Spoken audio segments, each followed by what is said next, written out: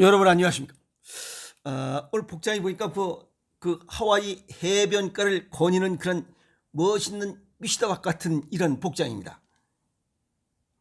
어떻습니까? 좀 해변가에서 그냥 뽀대내는 남자 미시다박 같은 그런 스타일로 오늘 시작하겠습니다. 오늘은 좀 귀가 번쩍 뛰는 내용입니다. 누가? 남자들이. 그런데 오늘도 자전거 타면서 참 수많은 사람들을 봅니다. 근데 웃으면서 자전거 타는 사람은 한 사람도 없어요. 무슨 뭐 쥐똥 씹은 얼굴이고 수표 잊어버린 그런 얼굴로 자전거를 탑니다. 왜 그럴까? 웃으면서 합시다. 아시겠습니까? 오늘 남자들의 자존심, 전립선, 이 전립선이 튼튼해야 돼요. 에이? 그 화장실에 가면 그냥 30분씩 그냥 계속 내놓고 뭐 깊이 반성하고 있다가 소변기에서 반성하는 단계가 지나면 이제 화장실에서 그 대변기에 앉아서 깊이 반성을 해요. 그 깊이 반성하는 질환, 전립선 질환에 관한 이야기입니다.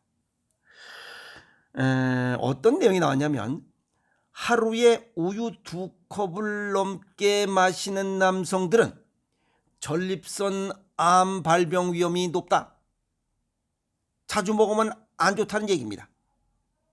그러면 어려서부터 수없이 들어온 이야기입니다. 또 먹어왔어요. 어린 시절에 먹고 지금까지 계속 평생을 먹는 사람들이 또 있어. 그게 과연 약이 될까 독이 될까 하는 겁니다. 결과 좋을 것이 없다는 연구 결과가 나왔습니다. 430g의 유제품, 우유 기준으로 약 2컵 정도 기준 평균적으로 늘 마시면 전립선에 안 좋다는 연구 결과가 나왔습니다. 미국의 로마린다 대학 연구진이 무슨 연구를 했냐면 우유 섭취와 전립선 암 발병 위험 간의 연관성을 찾아보기 위해서 28,000명의 남성을 대상으로 8년 동안 추적 연구한 결과입니다. 연구 기간 동안에 8년 동안에 1254명이 전립선 암 진단을 받았어요.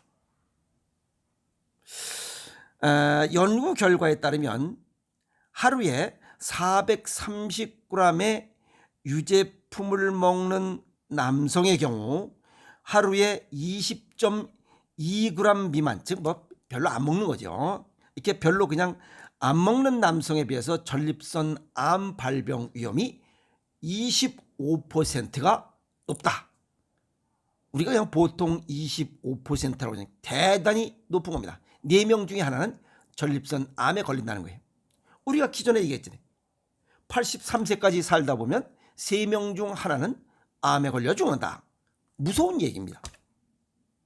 그래서 연구 저자 게리 프레이저 교수는 뭐라고 그랬냐면 유제품의 성호르몬 함량으로 인해서 전립선 암이 발병했을 것으로 추측하고 있다.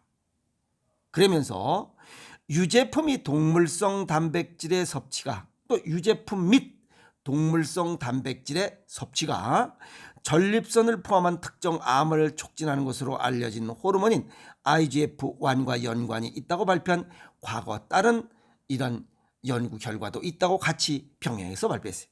이런 내용은 클리니컬 뉴트리션 저널에 최근 후에 게재됐다. 뭐 정리하면 우유는 전립선 질환에 그리 좋은 효과를 내는 음식은 아니다는 거예요. 동양의학적 소개를 정리하면 우유는 소에서 나와. 맛으로 따지면 단맛이야. 단맛을 많이 먹으면 콩팥 기능이 망가져. 동양의학적으로 토국수 관계라고 그래요. 그래서 단맛을 많이 섭취하면 콩팥이 망가진다. 콩팥이 관여하는 게 신장, 방광, 자궁, 난소, 골수, 뇌, 눈, 치아, 뭐 전립선 여기 다 관련돼 있어요. 발기부전, 성기능 뭐 이런 것까지 다 관련돼 있어요. 콩팥이 관여 안 되는 게 없어요. 그래서 먼저 번에도 그 인터넷에 떴어요. 신문에도 사골국 소 빼다고 푹 삶은 거 사골국이 골다공증 발병의 원인이다 한 얘기가 이 얘기예요. 전립선은 생식 비뇨기에 이 관련된 그 조직이죠. 여기는 콩팥하고 면역력 요 두 개가 합성된 조직이 이 전립선이에요. 콩팥만 연관된 게 아니고 콩팥과 면역력 두 개가 합성돼서 운영되는 조직이 이 전립선이에요. 그런데 이게 호르몬이 관련돼 있다는 거예요. 성호르몬. 아시겠어요? 호르몬은 콩팥의 고유 기능이에요. 수분 조절, 혈압 조절, 체액, 산과 알칼리 조절, 호르몬 조절을 콩팥이 하기 때문에 그래요. 그럼 전립선 암 발병의 원인은 크게 보면 첫 번째가 스트레스예요. 스트레스 과다 누적이 되면 우리 몸에 혈관이 수축이 됩니다. 그러면서 혈액순환 장애가 생겨요. 그러면 이 모세혈관에 문제가 생겨요. 그것이 제일 먼저가 눈이에요. 화딱지가 나면 우리가 물불을 못 가린다. 물불을 못 가린다 하잖아. 화딱지가 나면. 열받으면. 실제 그래요. 눈, 뇌, 여기 심장, 그 다음에 췌장, 콩팥, 생식비뇨기가 치명타를 입어요. 그래서 화딱지 나면 안 됩니다. 아시겠어요? 그리고 아침에 성질을 내면 심장병이 걸리고 저녁에 오후에 성질을 내버리면 콩팥이 망가져요. 그럼 화딱지를 내지 말아야지. 그리고 우유는 이 지구상에 있는 동물들은 다 특징이 있어요. 사람은 뇌부터 키웁니다. 뇌부터 성장을 시켜요.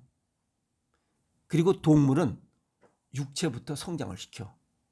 근데 우유는 육체를 성장시키는 그런 먹을거리 중에 하나예요. 뇌를 성장시키는 게 아니라. 아시겠어요? 그리고 이 우유는 소가 자기 새끼 소를 키우기 위한 먹이일 뿐이에요. 사람이 성장해서 먹는 음식이 아니에요. 미안한 얘기지만. 저는 어린 시절에 우유 먹은 적이 별로 없어요. 근데도 잘 살아가고 있어요. 지금도 우유 한 잔도 안 먹어요. 1년에 한 잔도 안 먹어. 잘 먹고 그냥 밥 먹고 그냥 이런 거 지저분한 거 먹어도 잘 살아. 어린아이가 체격이 커집니다. 이 뇌 기능이 커져야 되는데 육체부터 커지는 거예요.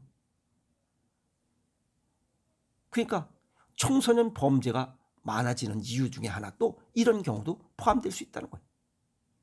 정신기능이 뛰어나야 돼. 우유는 아까도 말씀드린 충치, 신장, 눈, 귀, 뇌기능, 골다공증, 골절환자. 어느 연구 보고서에 보면 우유를 많이 섭취하는 민족일수록 골절 환자와 골다공증 환자가 많이 양산되고 있다. 아시겠어요? 많이 발생하고 있다.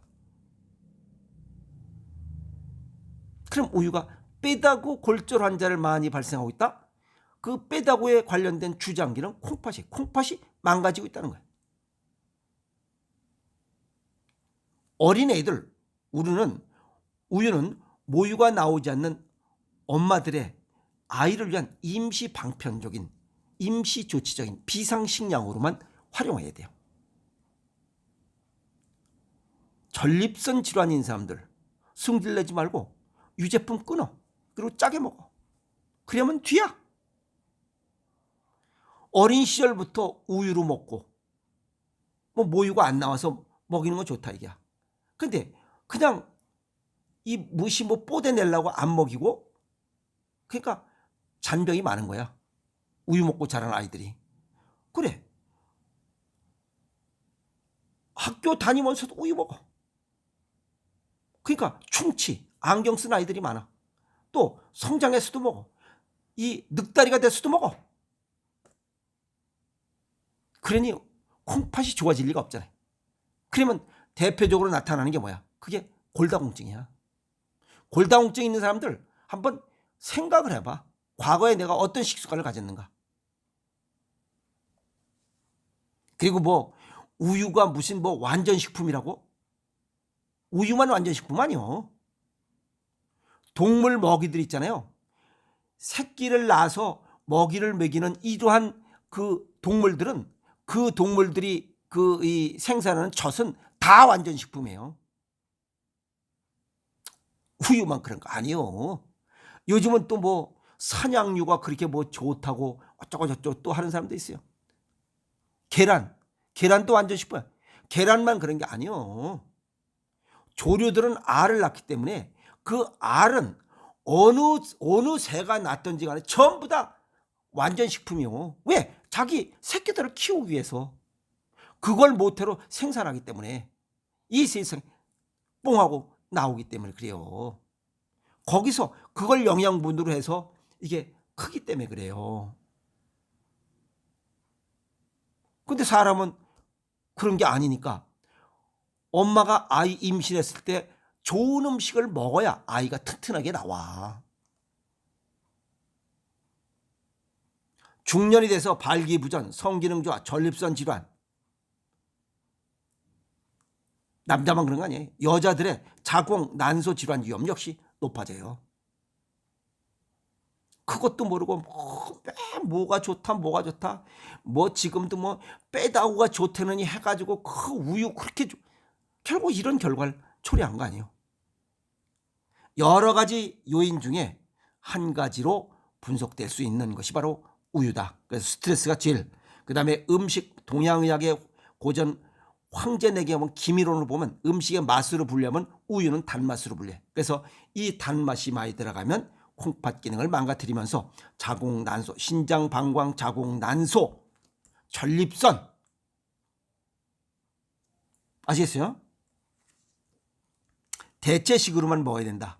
어른이 돼서 먹는 것은 그렇게 바람직하지 않다고 저는 생각을 합니다. 정상적인 식사가 가장 좋은 식사법입니다. 그리고 뭐 또 웃긴 얘기로 이거 남자들 그거 고구마를 계속 써야 되겠다. 그러면 우유 끊는 거야. 뭐 고구마 쓸 일이 없다. 그러면 그냥 우유 잔뜩 먹고 고구마 안 쓰면 튀어. 아시겠어요?